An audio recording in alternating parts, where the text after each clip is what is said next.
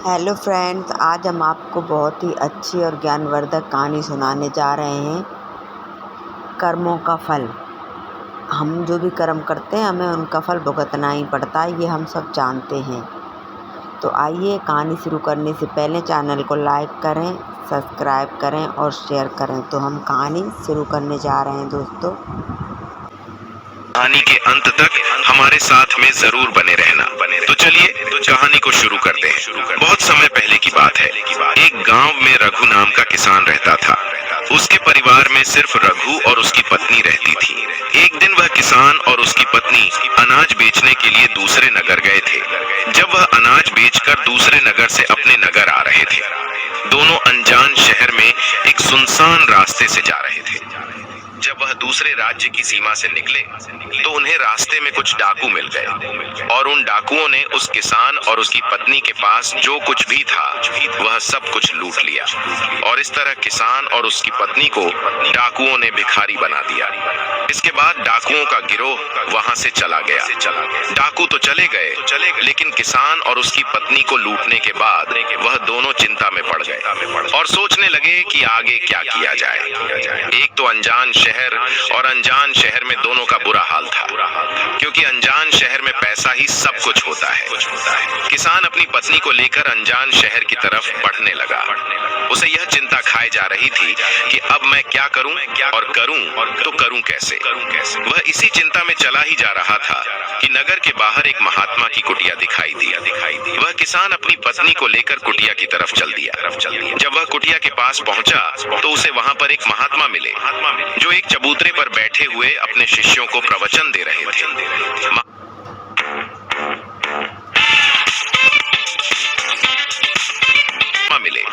जो एक चबूतरे पर बैठे हुए अपने शिष्यों को प्रवचन दे रहे थे। महात्मा को देखकर किसान सोचने लगा, क्यों ना इन साधु महाराज को अपनी समस्या बताऊं, शायद यह मेरी समस्या का कुछ समाधान कर दें। ऐसा विचार करके वह किसान उन साधु महात्मा के पास पहुंच गया और उन्हें प्रणाम किया। फिर बहुत ही विनम्र स्वर में उसने अपनी समस्या उन महात्मा को बताई और कहने लगा, महाराज, यदि किसी तरह आप मेरी पत्नी को किसी सेठ के पास गिरवी रखवाकर मुझे कुछ पैसे दिलवा दें तो आपकी बड़ी कृपा होगी। जब साधु ने किसान की बात सुनी तो उस साधु महात्मा को उस किसान पर दया आ गई। साधु ने अपने परिचित सेठ के बारे में बताया और उस किसान को उसके पास भेज दिया। किसान अपनी पत्नी को लेकर उस सेठ के पास पहुंच गया और उस सेठ से हाथ जोड़कर कहने लगा, सेठ जी, मुझे कुछ पैसों की आवश्यकता है। मेरे पास गिरवी रखने के लिए और तो कुछ नहीं है, बस मेरी पत्नी है। आप मेरी पत्नी को गिरवी रखकर मुझे कुछ पैसे दे दीजिए। मैं उन पैसों से कोई व्यापार करके जल्दी ही आपकी रकम ब्याज सहित वापस कर दूंगा और अपनी पत्नी को आपसे छुड़ा लूंगा। तब तक मेरी पत्नी आपके दिए हुए पैसों में आपके पास गिरवी रहेगी। सेठ ने जब उस किसान की बात सुनी तो वह पैसे देने के लिए तैयार हो गया और पैसों के बदले में किसान की पत्नी को अपने पास गिरवी रख लिया। किसान सेठ के पास अपनी पत्नी को गिरवी रखकर और उस सेठ से कर्ज लेकर व्यापार करने के लिए आगे बढ़ गया। किसान ने उन रुपयों से अनाज का व्यापार शुरू कर दिया। वह अब किसान से व्यापारी बन गया। अब सस्ते दामों में किसानों से अनाज को खरीदता था और दूसरे जरूरतमंद किसानों को महंगे दामों में बेच देता था। इस प्रकार रघु ने उन पैसों से बहुत ही कम समय में अच्छा खासा धन अर्जित कर लिया। जब रघु ने खूब पैसा कमा लिया तो 8 महीने बाद फिर रघु उसी नगर में वापस लौट आया, जिस नगर में वह अपनी पत्नी को उस सेठ के पास गिरवी रखकर गया था। रघु नगर में आकर सीधा उस सेठ के पास पहुंच गया और सेठ के पास पहुंचकर कहने लगा, सेठ जी, मैं 8 महीने पहले आपके पास अपनी पत्नी को गिरवी रखकर गया था। आप अपना हिसाब करके मुझसे रुपए ले लीजिए और मेरी पत्नी को मुझे वापस लौटा दीजिए। यह सुनकर उस सेठ ने कहा, भाई क्या बताऊं, आज से 3 महीने पहले की बात है। तुम्हारी पत्नी अचानक बीमार पड़ गई और उस बीमारी के कारण तुम्हारी पत्नी की मृत्यु हो गई। मैंने तुम्हारी पत्नी का बहुत इलाज भी करवाया, अच्छे से अच्छे वैद्य को बताया, लेकिन मैं फिर भी तुम्हारी पत्नी को नहीं बचा सका। रघु ने जब उस सेठ के मुंह से यह सुना तो रघु यह सुनकर बड़ा दुखी हुआ। फिर थोड़ा धीरज रखकर उस सेठ से बोला, सेठ जी, जो होना था वह तो हो चुका है, शायद मेरे नसीब में ही ऐसा लिखा हुआ था। वह मेरे साथ रहती तब भी आयु पूरी होने पर उसे मरना ही पड़ता। होनी को कौन टाल सकता है। फिर भी आप अपने पैसे मुझसे ले लीजिए ताकि मुझे इस बात का संतोष हो जाए कि मैंने अपना कर्ज चुका दिया और मैंने आपका कर्ज चुकाकर अपनी पत्नी को गिरवी रखने के कलंक से खुद को बचा लिया। रघु की बात सुनकर वह सेठ बोला, नहीं भाई, अब मैं तुझसे वह पैसे कैसे ले सकता हूँ। जब मैं तुम्हारी अमानत ही तुम्हें नहीं लौटा सकता तो अपना कर्ज वापस लेने का मुझे कोई हक नहीं है। रघु ने बार बार सेठ से अपना कर्ज वापस लेने का आग्रह किया, परंतु सेठ नहीं माना।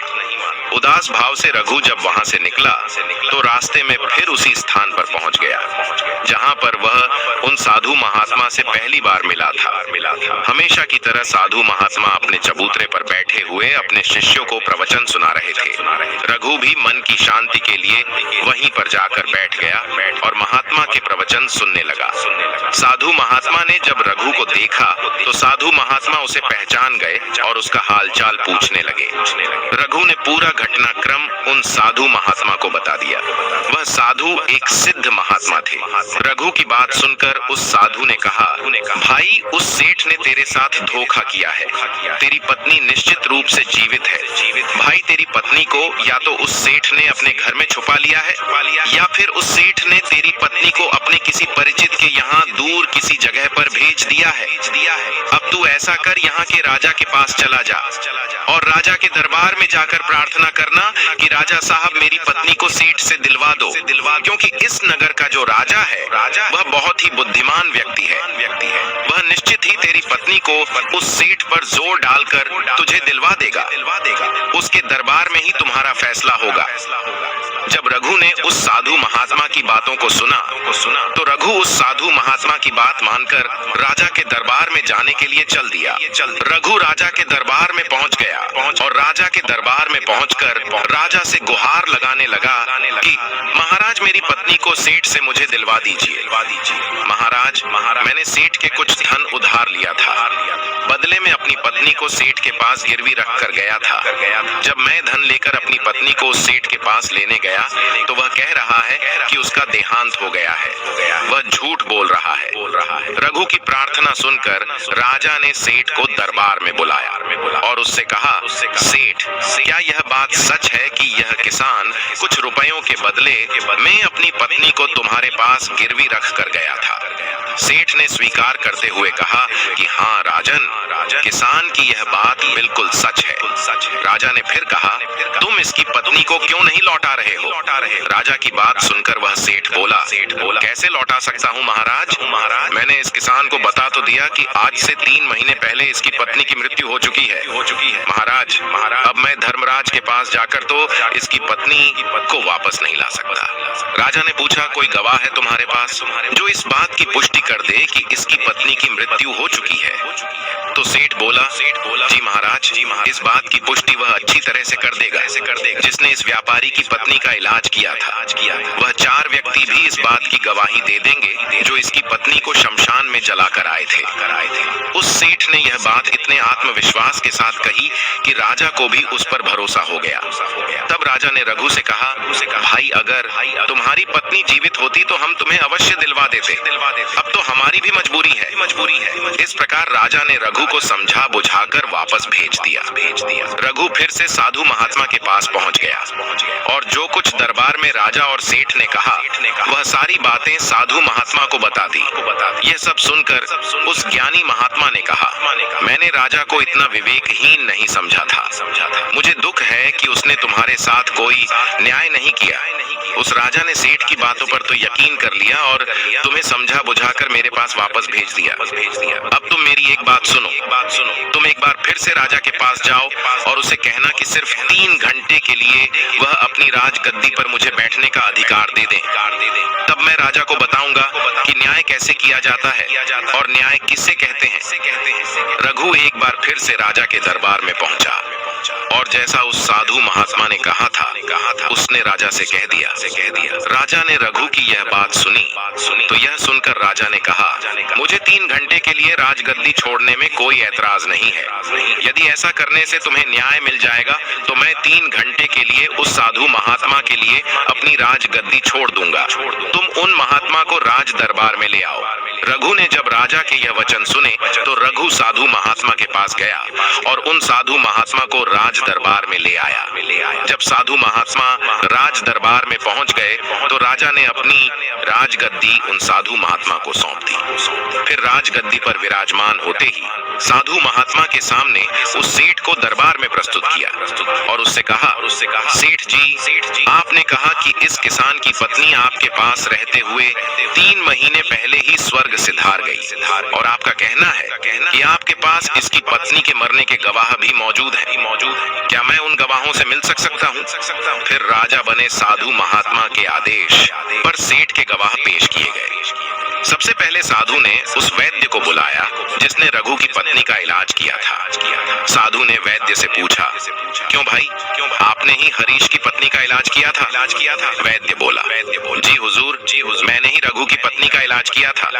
वैद्य की बात सुनकर वह साधु बोला, अच्छा वैद्य जी, मुझे ये बताओ कि तुम रघु की पत्नी का इलाज करने के लिए सेठ के घर जाते थे या फिर रघु की पत्नी इलाज करवाने के लिए तुम्हारे पास आती थी? राजा बने साधु महात्मा की बात सुनकर वह वैद्य राजा से बोला, महाराज सेठ जी मेरे औषधालय पर स्वयं आकर दवा ले जाते थे। साधु बोला, यानी तुम विश्वास के साथ यह नहीं कह सकते कि वह दवा सेठ रघु की पत्नी के लिए ही ले जाता था या फिर किसी और के लिए? साधु की बात सुनकर वह वैद्य बोला, हाँ महाराज, यह बात मैं यकीन के साथ तो नहीं कह सकता कि सेठ किसके लिए दवाई ले जाते थे, लेकिन सेठ जी मुझसे दवाई जरूर ले जाया करते थे। वैद्य की बात सुनकर वह साधु बोला, इसका मतलब तो यही हुआ कि तुम मरीज को बिना देखे ही दवाइयां देते हो। यह तो बहुत ही गंभीर है। तुम दवा के स्थान पर किसी को जहर भी तो दे सकते हो और हो सकता है तुम्हारे द्वारा दिए हुए जहर से ही रघु की पत्नी की मृत्यु हुई हो।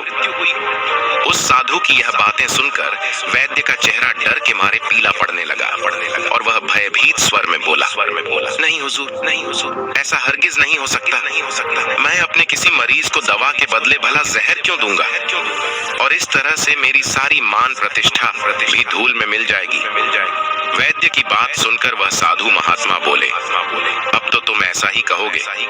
मैं तुम्हें अपने कर्तव्य के प्रति लापरवाही करने के और एक मरीज के जीवन से खिलवाड़ करने के अपराध में 50 कोड़े लगाने का आदेश देने जा रहा हूँ। इसके साथ ही तुम्हारा मुंह काला करके सारे नगर में तुम्हें घुमाया भी जाएगा। अब तुम सोच लो, वैद्य सच बोलोगे या फिर मैं सैनिकों को तुम्हें गिरफ्तार करने का आदेश दूं? यह सुनकर वैद्य का शरीर कांपने लगा और वह उस साधु के कदमों में जा गिरा और बोला, हुजूर, मुझे माफ कर दीजिए। मैं स्वीकार करता हूं कि मैंने सेठ के किसी मरीज का कोई भी इलाज नहीं किया। सेठ ने तो मुझे पैसे दिए थे और कहा था कि यदि गवाही की आवश्यकता पड़े तो ऐसा कहकर उसके पक्ष में गवाही दे दूं। बस मेरा इतना ही अपराध है कि मैंने लालच में आकर इस सेठ का प्रस्ताव स्वीकार कर लिया। राजा बने साधु महात्मा ने कहा, वैद्य जी कुछ भी हो, आपने अपराध तो किया है, इसलिए मैं तुम्हें झूठी गवाही के इल्जाम में 100 कोड़े लगाने का आदेश देता हूँ। साधु महात्मा के आदेश का राजा के सैनिकों ने तुरंत ही पालन किया। सैनिकों ने तत्काल ही उस वैद्य को पकड़ लिया और भरे दरबार में उसे कोड़े लगाने लगे। पहला कोड़ा लगते ही वह जोर से चीख पड़ा और कहने लगा, महाराज मुझ पर रहम कीजिए, महाराज मुझ पर दया कीजिए, मैं मर जाऊंगा। हर कोड़े के साथ उसके गले से करुणामय आवाजें निकलने लगी। उसकी चीखें राज दरबार में गूंज उठी। वैद्य के साथ ऐसा होते हुए देखकर सेठ के गवाह के तौर पर बुलाए गए उन चारों व्यक्तियों के कलेजे दहल गए जिन्होंने रघु की पत्नी को शमशान में ले जाकर जलाने की बात कही थी। अब बारी उन चारों गवाहों की आई। साधु महात्मा ने उनसे पूछा, तुम लोगों का कहना है कि तुम चारों ने इस रघु किसान की मृत पत्नी का शव ले जाकर शमशान में उसे जलाकर आए थे। मुझे यह बताओ कि अंतिम संस्कार से पहले जब मृत शरीर को स्नान कराया जाता है फिर उसे कफन में लपेटकर धरती पर रखा जाता है। स्नान के दौरान क्या तुमने उस स्त्री का मृत शरीर देखा था? यह सुनकर उस सेठ के चारों गवाह कहने लगे, नहीं हुजूर, उसका मृत शरीर तो हमने देखा ही नहीं था। जब सेठ जी ने अर्थी तैयार कर ली थी उसके बाद ही हम उसे शमशान में ले गए और उसे जलाकर आए। उन चारों गवाहों की बात सुनकर वह साधु महात्मा बोले, और तुमने यह जानना भी उचित नहीं समझा था कि उस अर्थी में कोई मृत मनुष्य लेटा है या कोई जीवित व्यक्ति?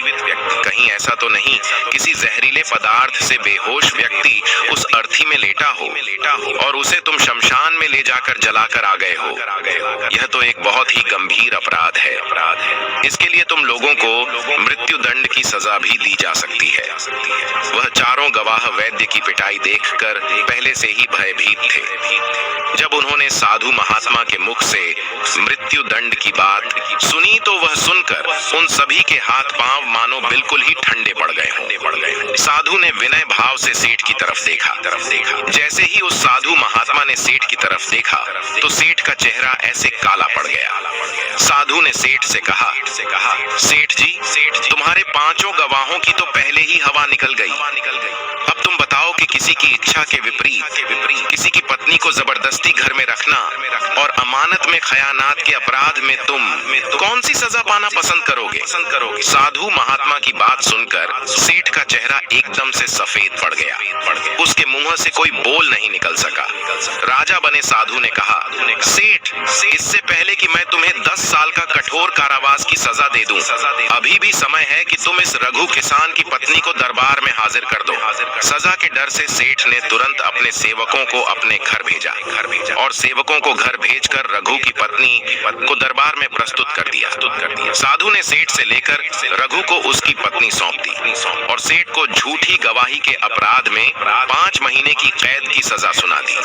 उन चारों गवाहों को भी कड़ी से कड़ी सजा दी गई जिन्होंने रघु की पत्नी का शव शमशान में ले जाने की झूठी गवाही दी थी। यह देखकर राजा आश्चर्यचकित रह गया और साधु के सामने हाथ जोड़कर बोला, महात्मा, आप धन्य हैं। आपने मुझे सिखा दिया कि न्याय कैसे किया जाता है। राजा की बात सुनकर वह साधु महात्मा बोला, राजन, मेरी 3 बातें सदैव याद रखना कि कभी भी इन 3 स्थानों पर अपनी पत्नी को अकेला नहीं छोड़ना चाहिए। अब हम आपको बताते हैं। जिन स्थानों पर यदि कोई अपनी पत्नी को अकेला छोड़ता है तो उसे बहुत ही पश्चाताप करना पड़ता है। पहला स्थान है, अगर आपकी पत्नी को कोई बीमारी घेर ले और वह बीमार पड़ जाए तो ऐसी स्थिति में कभी भी उसको बीमारी में अकेला छोड़कर नहीं जाना चाहिए, क्योंकि जब कोई मनुष्य किसी स्त्री से विवाह करता है तो विवाह के समय वचन देता है कि मैं तेरे सुख दुख में और आजीवन तुम्हारे साथ रहूंगा। इसलिए बीमारी की हालत में उसके साथ सदैव बने रहिए और उसकी देखभाल करिए। जिस तरीके से पत्नी अपने पति की सेवा करती है उसी तरह से पति का भी कर्तव्य बनता है कि अपनी पत्नी की सेवा में हमेशा तत्पर रहे। यह आपका कर्तव्य है। दूसरा स्थान है, अगर आपकी पत्नी निर्दोष है और कोई उस पर झूठा लांछन लगाता है तो ऐसी स्थिति में सदैव तुम्हें उसके साथ खड़े रहना चाहिए, क्योंकि एक लड़की अपने माता पिता का घर इसी आस में छोड़कर आती है कि पति मेरी भावनाओं को समझेगा और हर स्थिति में मेरा साथ देगा। इसलिए दुनिया वाले उस पर कोई झूठा दोष लगा रहे हैं तो आपको अपनी अर्धांगिनी के साथ खड़े रहना चाहिए। ऐसे समय में उसको कभी भी अकेला नहीं छोड़ना चाहिए, या कभी कोई ऐसी स्थिति आए तो उस समय तुम्हें अपनी पत्नी को बोलना चाहिए कि तुम बिल्कुल भी चिंता मत करो, मैं तुम्हारे साथ खड़ा हूँ। तीसरा स्थान है, कभी भूलकर भी अपनी पत्नी को पराये पुरुषों के पास नहीं छोड़ना। किसी भी परिस्थिति में अपनी पत्नी को किसी अन्य पुरुष के साथ अकेला नहीं छोड़ना चाहिए, क्योंकि आज के समय में किसी का कुछ नहीं पता, कौन कब और किसके साथ दगा कर दे। साधु महात्मा की बात सुनकर रघु और राजा को भी समझ आ गई। दोस्तों, आपने आज के इस वीडियो से क्या सीखा वह मुझे आप कमेंट में बता सकते हैं। इसी के